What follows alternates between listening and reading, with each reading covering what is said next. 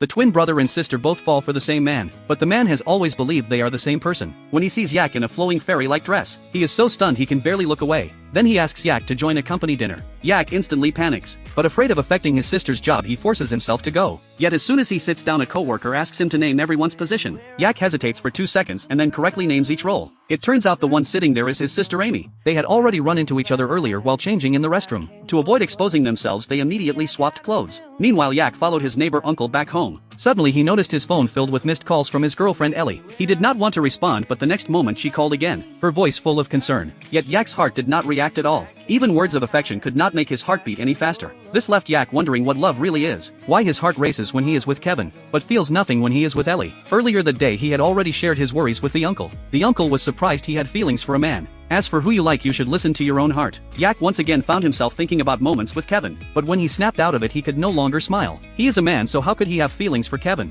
Could it be that he is actually into men? Just as he was troubled his sister returned from dinner. She curiously asked how he met Kevin. Yak said he was suddenly dragged into playing soccer with him. His sister thought Kevin had mistaken him for her, but Yak insisted they had met long ago as children. So maybe Kevin actually mistook you for me. His sister refused to believe it and thought he was joking. But the next day at work, a man claiming to be her father suddenly showed up. It turned out a wealthy man had finally tracked down his ex-wife's address, eager to see whether she had given birth to a son. Yak, who was locked at home, curiously asked who he was. At that moment their mother came over after hearing the noise. When she saw the man she became visibly shaken, and quickly pulled Yak back into the room. She hurriedly packed their things preparing to move somewhere no one knew them. This made Yak even more curious about the man's identity. He asked if the man was his real father. His mother firmly denied it, saying his father had long passed away, but her reaction only made Yak doubt her more. So when she was not paying attention he locked her in the room, and secretly ran out to get answers, only to find the man had already left. Then Ellie showed up, wanting to ask why her boyfriend had been ignoring her. With his identity about to be exposed Yak broke into a nervous sweat. Luckily the uncle appeared in time and pulled Ellie away, telling her Yak was already engaged and there was no future for them. Ellie was heartbroken, unable to understand why he had suddenly changed.